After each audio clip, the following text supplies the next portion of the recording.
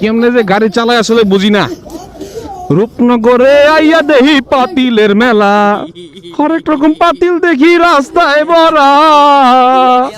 ও পাতিল মানে কি মেন করছে আল্লাহ জানে। যাক ঠুকুমকু, টপিক চেঞ্জ হয়ে গেছিল গা ভাই, চেঞ্জিং টাইম চলে আসছে।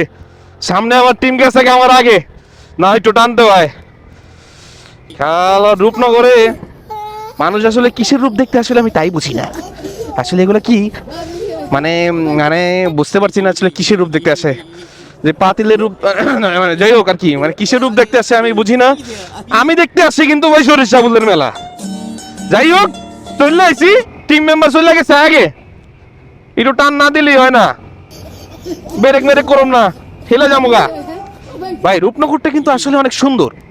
এখানে কপত কপতিরা আসে, কপত কপত করে। মানে যাই হোক, এটা আসলে স্লিপ অফ টাং ভুলে চলে গেছে। মানে কপত কপত বলতে মধু কপত কপত করে খায়, কপত কপত করে। যে আমার টিম মেম্বার মূলত এখানে, হ্যাঁ বুঝি নাই। আমি কপত কপতই দেখতেছিলাম, ভালো আছে তো।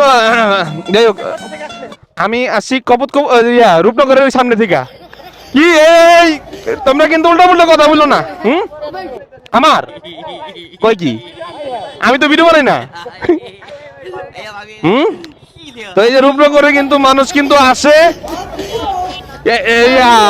মধু খাইতে। এখন কিসের মধু, ও সরিষার মধু আর কি। যাই হোক রূপনগরে কিন্তু মানুষ কিন্তু আসে মধু খাইতে, আমরাও কিন্তু মধু খাইতেই আসছি। এই এই তোমরা কি খাইতে আসছো? এই তোমরা রূপনগর কেন আসছো? রূপনগর কেন আসছো? আমি তো মধু মানে মধু খাইতে আইছি। হ্যাঁ এই মধু, মধু কিসের মধু আর কি। যাই হোক মধু না, মধু নাই।